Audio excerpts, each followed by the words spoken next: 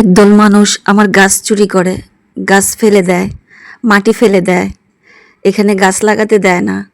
এখানে আমার কোনো ফ্ল্যাট নেই, ভাড়া থাকি। একজন ফ্ল্যাট মালিক আমাকে একদিন বলে, চলে যা তুই এখান থেকে, আমরা ফ্ল্যাট মালিক, এখানে আমরা সারা জীবন থাকব। আমি বললাম, এখানে আমরা টাকা দিয়ে থাকি, কেন যাব? যাব না।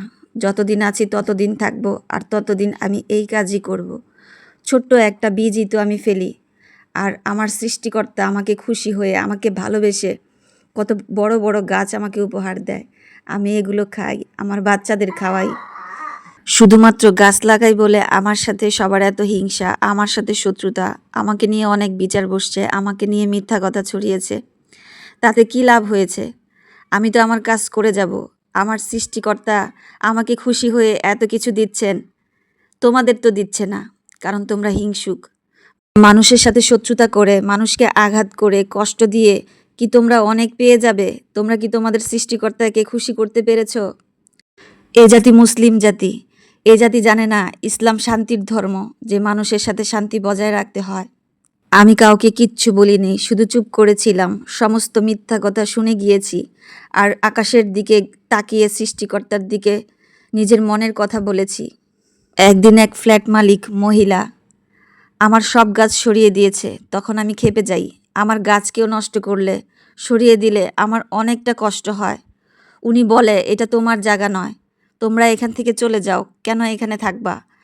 আমাদের এখানে ফ্ল্যাট আছে, আমরা থাকবো। আমি তখন তাকে বললাম, এইখান থেকে আমাকে চলে যেতে বলছেন? এই জায়গা সম্পূর্ণটা আপনার, এত বড় জায়গা। আপনার তো বয়স হয়ে গেছে, আর মারা গেলে 3.5 হাত মাটি আপনার জন্য থাকবে। এত বিশাল জায়গা আপনি পাবেন না, এত বিশাল জায়গা আপনি নিয়ে যেতে পারবেন না। তখন উনি আরও ক্ষেপে গেল, অনেক গালিগালাজ করলো আমাকে। আমি সব রেকর্ড করে রেখে সবাইকে প্রমাণ দেখিয়েছি। তখন সবাই বিশ্বাস করলো।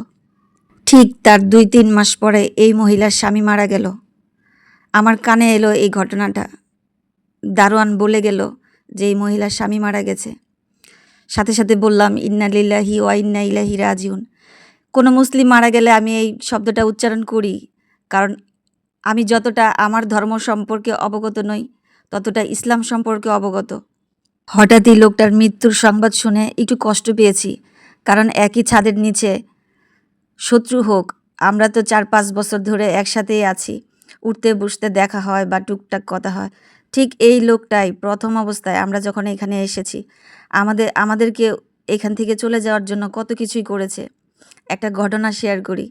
আমি তখন গর্ভবতী ছিলাম, আমার বাচ্চা ছিল 8 মাসের পেটে। এমন অবস্থায় আমি লিফটের মধ্যে আটকিয়ে গিয়েছি, লিফট 8 তলায়। তখন এই লোকটা বলতেছে, লিফট বন্ধ করে দাও, ভিতরে কি আছে না আছে দেখার দরকার নেই। আমার হাজব্যান্ড তখন চিৎকার করতেছে যে আমার ওয়াইফ গর্ভবতী, ও লিফটে আটকিয়ে গেছে, কেন লিফট বন্ধ করা হবে? লিফট নষ্ট হয়ে গেছে, ঠিক করবে পরে, আগে লিফট থেকে তাকে বের করতে হবে। একটা মানুষের মৃত্যুর পরেও আরেকটা মানুষ ক্ষোভ প্রকাশ করে কখন? যখন ওই মানুষটার ব্যবহারগুলো মানুষকে কষ্ট দিয়ে যায়। এজন্যই মানুষের ভালো ব্যবহার করাটা খুব জরুরি, কারণ আমরা জানি না যে আমাদের মৃত্যুর পর আরেকটা মানুষ আমাকে কোন চোখে দেখবে, কিভাবে আমাকে স্মরণ করবে। একই ছাদের নিচে আমরা বসবাস করি, কখন কার মৃত্যু হয়, কখনো কোনো শিশুর জন্ম হয়। যে যা দেয় তাই খাই, সব কিছু খাই, খাওয়ার সাথে আমাদের কোনো রাগ নেই।